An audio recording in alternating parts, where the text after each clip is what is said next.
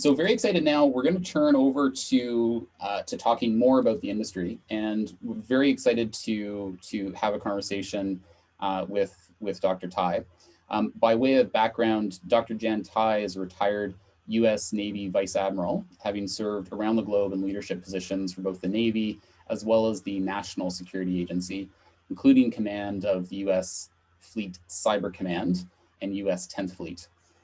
Dr. Tighe currently serves on the board of directors for Goldman Sachs, the Huntsman Corporation, Progressive Insurance, and IronNet Cybersecurity, as well as serves as a trustee for the MITRE Corporation.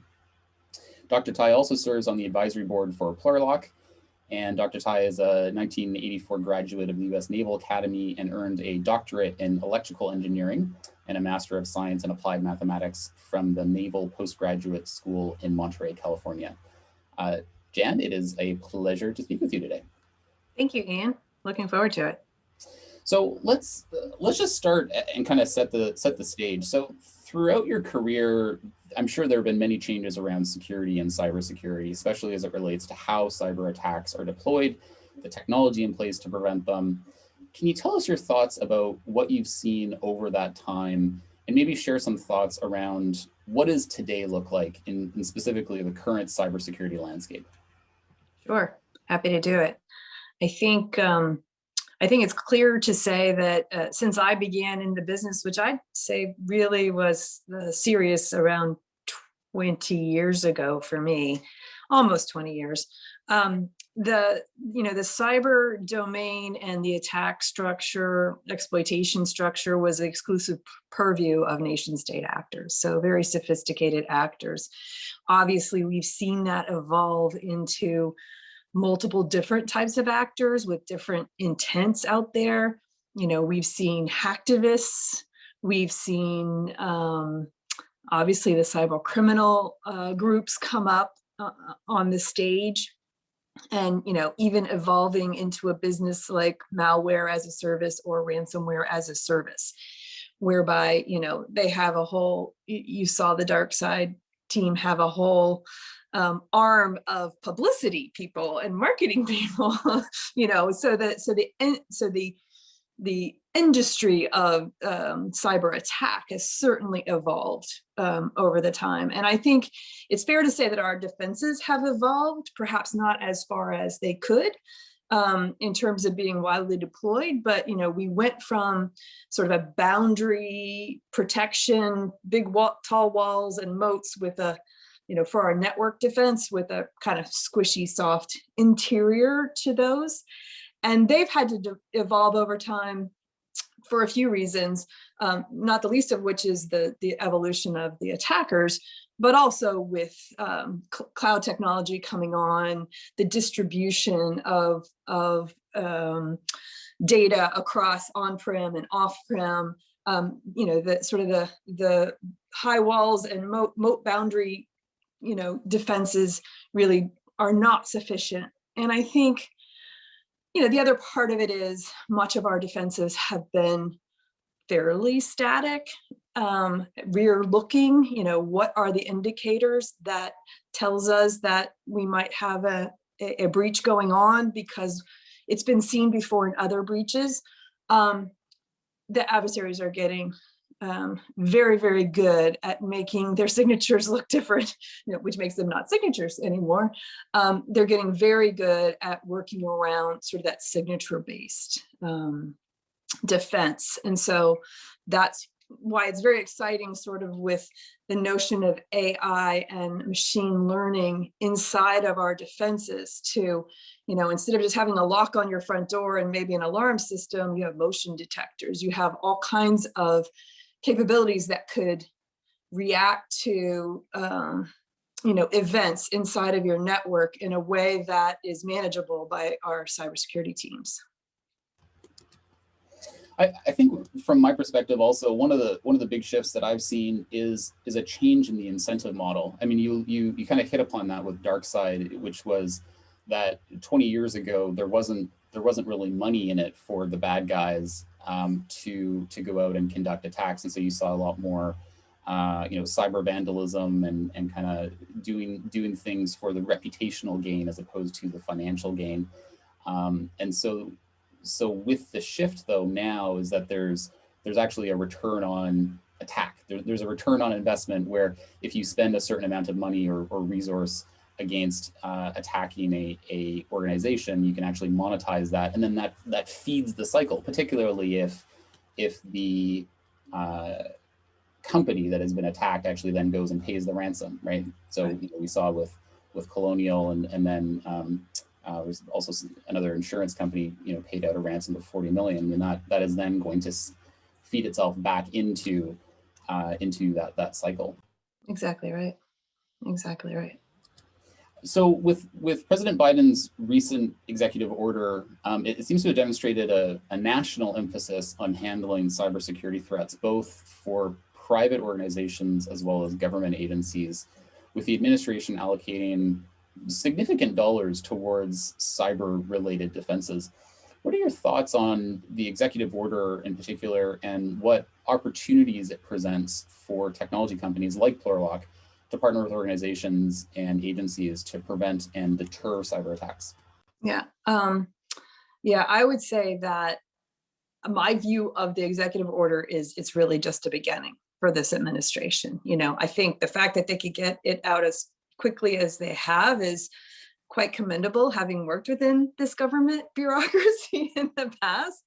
And, it requires a lot of compromise. And so, as part of that process, you're going to have more fidelity come out and more opportunity to be specific in terms of the ways in which the federal government and by extension, private industry, tackle cybersecurity. And so a big component of the EO was removing barriers to threat sharing. And a lot of that was a lot of study, homework that was going on, looking into regulations, et cetera. So I think that piece of it is going to continue to evolve. And I think that'll be very important, that we can defend ourselves as a pack, as opposed to each of us defending in individual silos, if you will. And then the last part of the EO was really about upgrading the federal government networks. And you have a wide variety out there in terms of the different agencies of the federal government. And so being focused on zero trust, multi-factor authentication, and encryption is a huge push forward from the White House down into those federal agencies. And so I think there's a huge opportunity there for industry to demonstrate how they help meet those requirements. I think there's a huge opportunity for industry to demonstrate their ability to do those kinds of things inside the federal government in a way that may give confidence to, sort of those medium and smaller size businesses out there. I think that's a big opportunity, because, that's who's really struggling. The largest companies out there aren't the ones who are having these breaches, knock on wood, today. It's really some of the medium and smaller size companies. And so I think there's an opportunity for the federal government to lead in this area, which is not where we've been really. Our ability to adopt sophisticated defensive capabilities in the federal government is limited by our, speed of acquisition and willingness to take on risk, to reduce risk, if you will. So does that answer your question? I think it does. I mean, the first part really is around information sharing and both requesting and enabling different organizations who may be independent parties to be able to share information back and forth. Maybe in today's context, why does that matter? Why does having a company be able to share or be required to share information about a specific attack? Why is that actually helpful? And I mean, it might be easier if we talk about, how does ransomware work today, and how does information sharing help stop ransomware or at least prevent or deter ransomware from occurring in the future? I think there's a couple of things, and you can point at recent hacks. I think the Colonial Pipeline hack, there's a lot of information the federal government does not know about how that went down, what are the specifics around it, and therefore other pieces of the critical infrastructure can't potentially benefit from the knowledge of what happened. In real time, I think we are really going to have the biggest gain in terms of sharing what we see across the private sector, being able to share, even if it's inside of industries or individual sectors, having multiple companies contributing to a picture that helps them understand, if this anomalous behavior inside of my company is being seen across other companies, and across the federal government, that would be the SolarWinds example. We might have, correlated that capability much earlier in the attack cycle than, what we saw, in retrospect. So I think, the problem has, of course, been certainly for publicly traded companies, being out there and sharing information about hacks is not something that anybody's lawyers really wants to have out there because of the risk of, of suits and shareholder complaints, et cetera. And so finding a way to share that data in a way that all boats rise, everybody gets better, but there isn't a whole lot of potential litigation liability associated with that. I think that's utopia. So I'm hoping that to the degree that policymakers can make that simpler, especially in real time, the post facto, the learning, about what happened after it's done is important, but it's not as important as catching it early in the kill chain, early in the cyber attack kill chain, and being able to potentially prevent the attacker from accomplishing whatever their goal is. I think that point that you make about the cyber kill chain is important, because again, if we compare against 10, 20 years ago, for a ransomware threat, it was pretty standard, where you would have a malicious email attachment come into your inbox, a user would click it by accident, and then boom, their files get encrypted. And I think that the general populace kind of understands, look, don't click on email attachments for exactly that reason. What the general populace may not know today is how sophisticated those attacks have become, and how discrete the individual phases are of those attacks. So from your experience, what does a typical attack look like today? What are the different phases of those attacks? And where might we be able to stop or deter or prevent them from happening at those different stages? Yeah, I think that's a great point and a great question. The cyber kill chain is the cyber kill chain. And if you were a ransomware guy in the past, all you were interested in is a smash and grab, right? It's a smash in, drop and encrypt the network and hope you get money. Now they've moved to a much more sophisticated, we're going to gain access, that's probably through a spear phishing email, against someone, or perhaps some other method of getting in, but probably more than likely it's some kind of a spear phishing. So they gain access.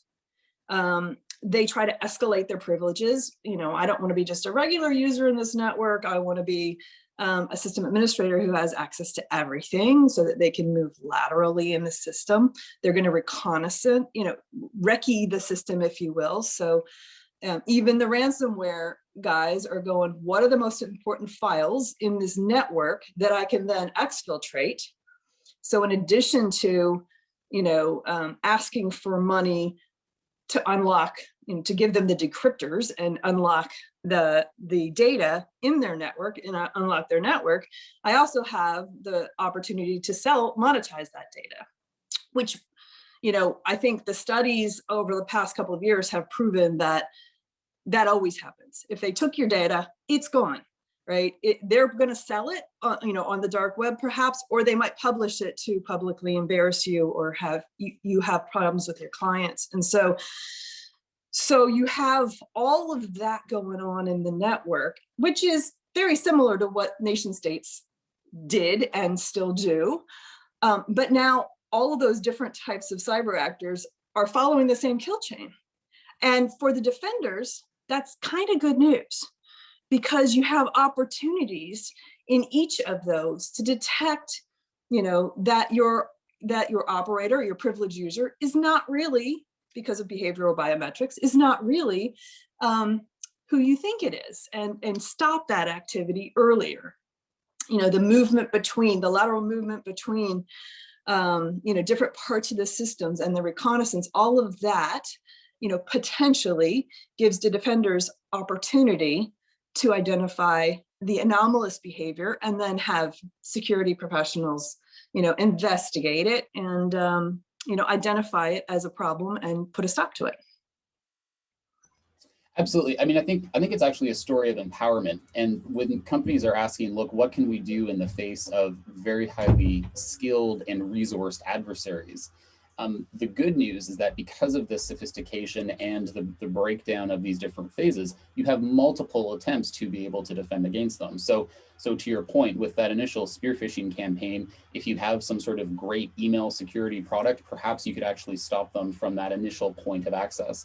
Once they gain access, well, great. If you have MFA, which part of the White House executive order was to mandate MFA as frequently and as often as possible.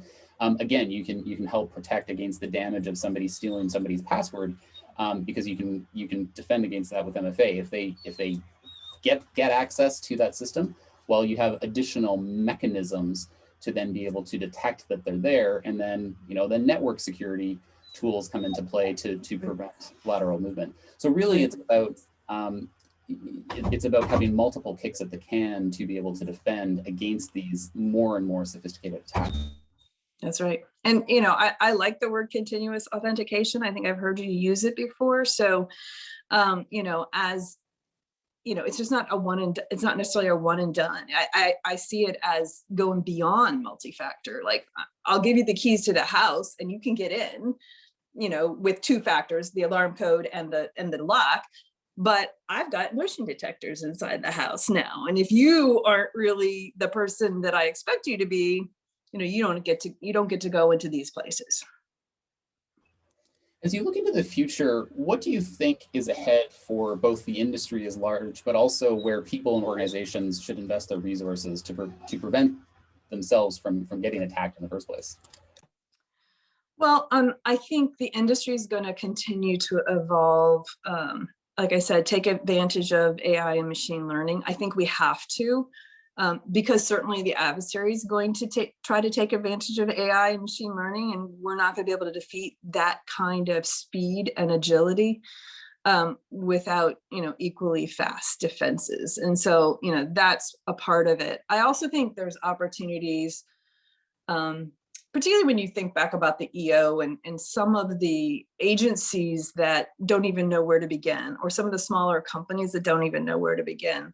I think there's opportunities for partnership across some of the cybersecurity companies that can bring a package that makes sense, of authentication, multi-factor authentication and encryption.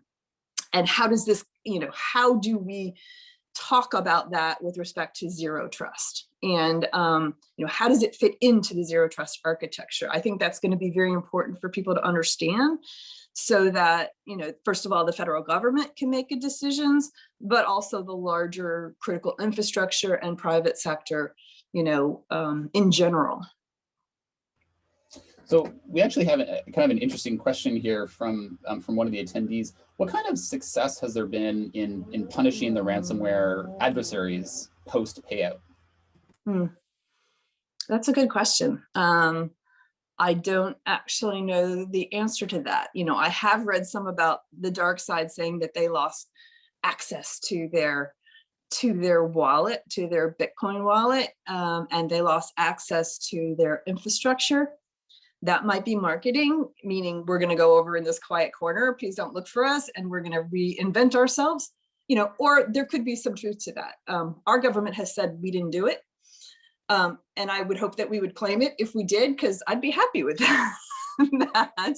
But other governments might have, it could have been a different nation state actor. It could have been the Russians themselves, or it could be pure fiction. So I don't have a sense of consequences for these ransomware actors in terms of being caught. I think there is a strong message out there from our administration, to the Russians about harboring cyber criminals.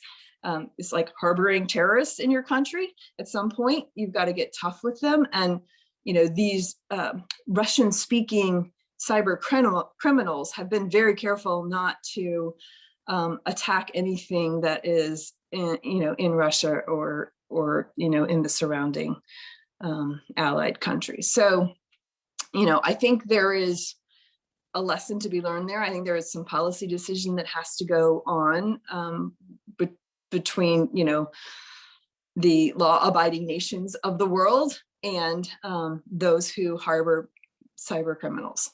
They need to have an opportunity to take some action. If they don't, I think we've got to step up our game. So another question from the group. It seems that there's more and more security strategy and tools, but there's also more and more breaches. I think the report from Canalys that came out recently showed that there were more, I believe the stat was there were more data breaches in 2020 than the last 15 years combined, despite a 10% increase in cybersecurity spending to protect. So I think that the data does support that. The question is it really possible to keep attackers out, or is this the new normal? And maybe if we kind of align this back to the earlier conversation around the kill chain, should success be that we keep people out to begin with? Or is success actually that we prevent them from doing damage, but we just have to accept the fact that they're going to be in the network? Yeah, I think if you have a capable adversary who really, really wants to be able to get into your network, they ultimately will find a way. They have very sophisticated social engineering capabilities to make a spear phishing email look legitimate. And so but that getting in the front door is not their ultimate aim. And so deterring them from accomplishing their full mission, whatever that was, to steal data or to encrypt your network, all of those kinds of types of options, that's really the coin of the realm. We need to be able to detect them as early as possible once they get in the door and be able to take action before they accomplish what they set out to accomplish. I also think that the studies from the 2020 ransomware results that Sophos published suggested that we actually are doing better in preventing the ransomware criminals from fully accomplishing what they set out to accomplish, which to some extent is because they've expanded their kill chain to be, to have multiple facets. But I think some of the defenders are getting better at catching them early enough that they can take action. And so, that's got to be, you've got to have speed, and you've got to have a willingness, to take action early in their kill chain before they are able to accomplish. So it's interesting. So I guess the takeaway here, if I were to summarize, it's prevention is not enough. We just have to accept that we can't prevent them from getting in, but we can potentially deter them from actually accomplishing their objectives. And the key criteria to being able to do that is both speed and visibility. And right. So having the intelligence both in your own network to know what's happening, but also being able to quickly collaborate with partners, be those other private sector partners or public sector partners, really is part of the strategy in today's environment. Yeah, I think that's right. I think the other part of it you mentioned earlier, which is if people are paying the ransom, it's profitable for criminals to continue to do this. And so understanding, and again, that Sophos report was really, really good. And I'm not going to remember the numbers exactly, but as we heard with Colonial, the decryptors that were provided after they paid the ransom either didn't fully work or they were too slow to get them back online, and they ended up using their backups to restore their network. And so what was really the point of paying the ransom? And that is consistent. I think the number is 80%. I could have this backwards. 80% of those who paid the ransom got 60% or less of their data back. In some cases, the decryptors don't work at all. And you saw that DarkSide had a very eloquent way of saying it's in our best interest to be able to enable you to decrypt. You know, we're a money-making venture. That being said, it doesn't sound like the decryptors work all that well anyway. So your data is gone. You're restoring from your backups probably anyway. Don't pay the ransom. I think I know it's a complicated decision to be made, but. Well, absolutely. And actually, one of the other nuances that I'd love your take on is my understanding, DarkSide in particular actually was talking about hosting some of their servers in countries like Iran, but didn't fully grasp that if they were to do that, Iran being on the sanctions list would actually prevent some firms from being able to pay victims. Right. And therefore they had to do some damage control on their side to say, well, no, actually we're not in that jurisdiction.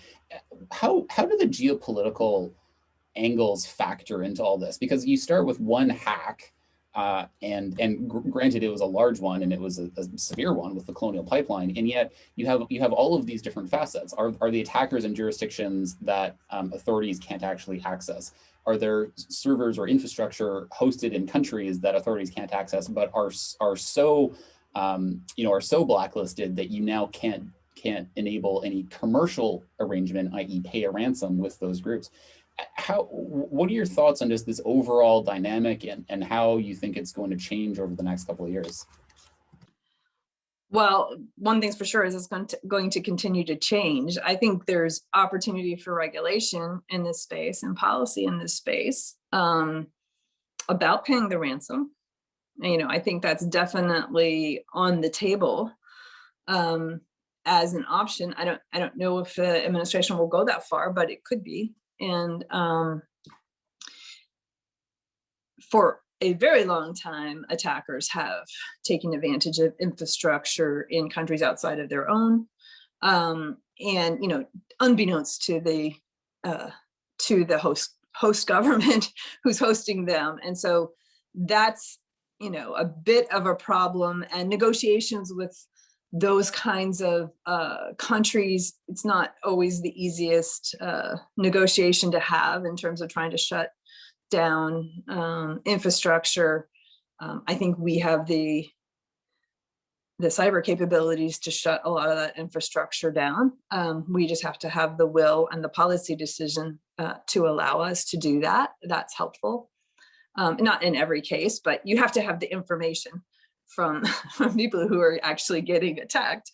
But I think this space is going to continue to evolve, particularly if it's profitable. Criminals are going to continue to go there. And so we just have to, you know, find ways to prevent them from being successful. And I think certain industries, you know, certainly have a target on them. It's almost as if, well, they understand who has cyber insurance and who they're, you know, and how much they can ask. The government, city and state governments have been hit, and county governments have been hit. I am expecting, you know, sort of maybe the next evolution of the EO to, you know, include money for state and local governments to address this, because they have a really tough time implementing sophisticated defenses, and it affects an awful lot of people.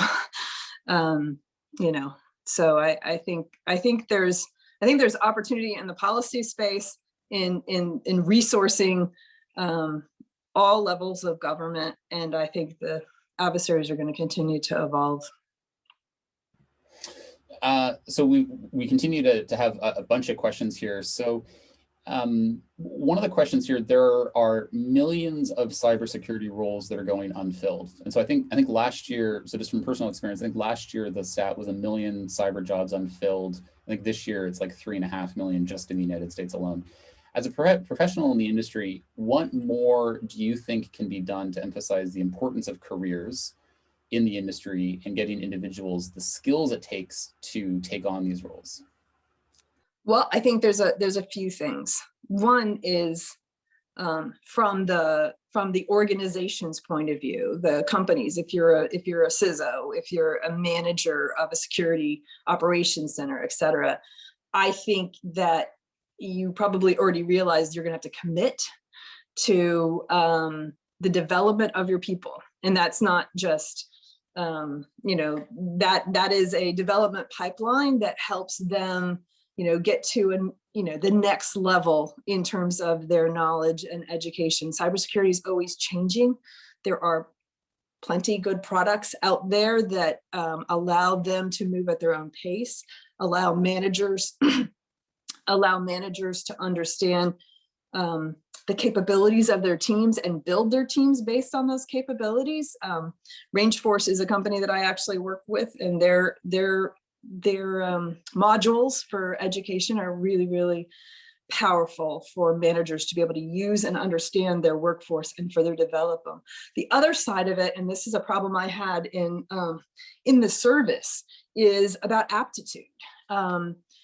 We would get 18-year-olds in, and they will have had the ASVAB, is what it's called, Armed Services Vocational Aptitude Battery. And we would just slot them in. You're a defender, you're a forensic analyst, and we would send them off into some kind of a training program.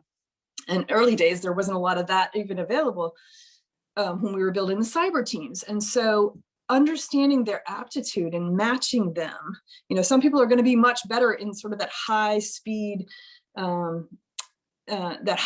high stress, everything's changing every day. And others are going to be more comfortable in the analytics of the threat, et cetera. And so having an aptitude test that could help place incoming workforce, it could help identify who you're hiring, if you're hiring them into the right job.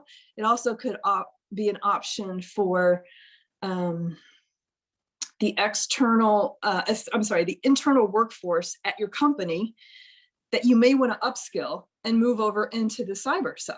And so CyberQ is what actually resulted out of what I asked for back when I was in uniform. And their product, it's a cognitive aptitude test for different types of cyber skills. And so I always felt like if we could slot the sailors into the optimal role for them, give them the training and give them the tools that they needed to be successful, the Navy wasn't going to be able to pay them, as much as the private industry, but we could make them successful and fulfilled if we did those three things. And so the aptitude piece, I think, is a big part of it, and getting that down into primary, secondary school systems, and educating our educators to herd our young people into this field, I think could also be very, very useful. So we'll do one last call here for questions. We've still got a couple here, but if you do have a question, there's a chat function. Please feel free to put those in right now. So very tactical question here. Participant asks, what can smaller businesses do? And so I guess the implication is less resources, do to protect against ransomware attacks? Well, I think there's, as we've talked about, there's a few high-end capabilities that I'd get really, really focused on. And that is taking advantage of AI and machine learning for the authentication. Obviously, Plurilock would be able to fulfill that. And then, using AI and ML and network in the network traffic, sort of that higher level, to be able to look for anomalous behaviors. And there's a lot of companies out there that would be able to help you sort of architect how you're going to approach this. Most have used the NIST framework to think about it, about how they craft their defenses. But I understand the the smaller companies have less resources to devote. And so sort of prioritizing where you make those investments are gonna have to be personalized to the company, and where you have, what are your most critical assets to protect. And so, each company is going to be a little bit different depending on what kind of business that you're in. I think beyond just the information technologies, obviously the operational technologies in plants or in pipelines, or, or in meat packing. I don't know if you've seen the latest on the meat industry. Take away our gas and Americans are going to be angry. Take away our red meat and oh my goodness, this is gonna create a whole lot of angst. So I think it has to be tailored to your specific needs. So there's not one answer to fit all for every company, but there are companies that are out there that could help advise you with that, so you can make some good decisions. I think one of the key takeaways I think that we've hit upon several times now is, look, there is a shortage of qualified people. And when you have a shortage of qualified people, you need automation, and that can come in the form of machine learning and AI to make the few people that you do have more effective. And if you put those things together and you deploy those against some sort of framework, that's really what you can do today to defend against the attacks. Yep. Do you have a sense, you mentioned NIST, but I'm also curious just with your relationship with MITRE and specifically kind of the MITRE attack framework, do you have recommendations on which frameworks people should be looking at when they're thinking through and kind of evolving their cyber posture? Sure. I think if you're new to a company, you're just starting out, you're trying to understand, where do I go from here? Where do I start? I think the NIST framework is an important framework to address all of the areas.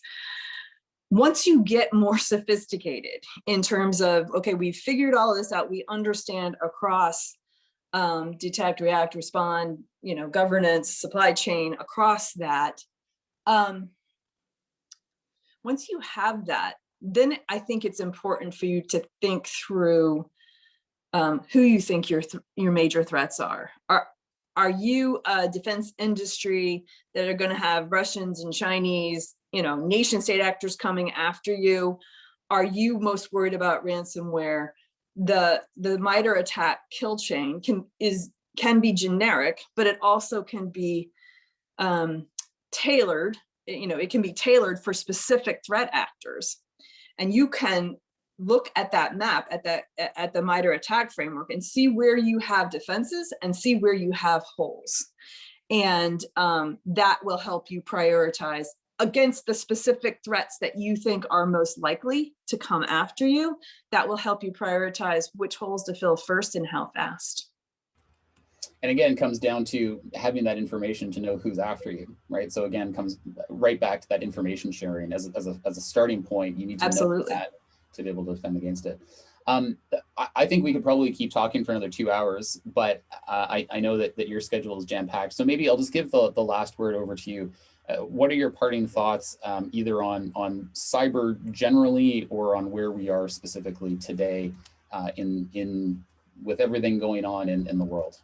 Yeah, well, I think we talked about this earlier, but getting after sort of that collective defense and ability to rapidly see, this is just like, in military service. You can't be in a fight, you can't defend the nation without being able to see the threats that are trying to get in, without being able to see what the threat picture looks like. And so I think there is an urgent need for us to be able to facilitate real-time threat sharing. And in a lot of cases, even in our critical infrastructure, we've had information sharing in the past, led by the DHS information sharing. What's ISAC stand for? AC, advisory councils, whatever. But that tends to be too slow to meet the need with the adversary, and it tends to be personality based. And what we need is really that automated system that brings the larger picture together, so that we can correlate, so that we can share what we've, we have that shortage of cybersecurity personnel. If company A investigates this anomalous behavior in their system, and then company B does the same thing, we're not sharing the knowledge of what we've learned. You could take our cyber workforce and exponentially increase their effectiveness if we actually, once we did the investigation, we shared that information. This is benign. SolarWinds has this weird glitch in the most recent release. That's not what we want to hear from the one release that was bad. But you see what I'm saying. I think being able to fight and hunt as a team for cyber adversaries is going to get us, much further down the road, and be able to share information across the public and private sector. Quite frankly, we could start with just, the private sector in individual industries or sectors, but if you raised it up to be able to go across public and private, that would be the most powerful. Well, I hope that we get there soon, because we certainly need some help on the defensive side. If the only thing we look at is headlines, I think the short story here is that we need some help. Jen, this has been tremendous. I really appreciate your time. For folks on the call, we will be providing a recap and recording of the conversation. So thanks, everybody.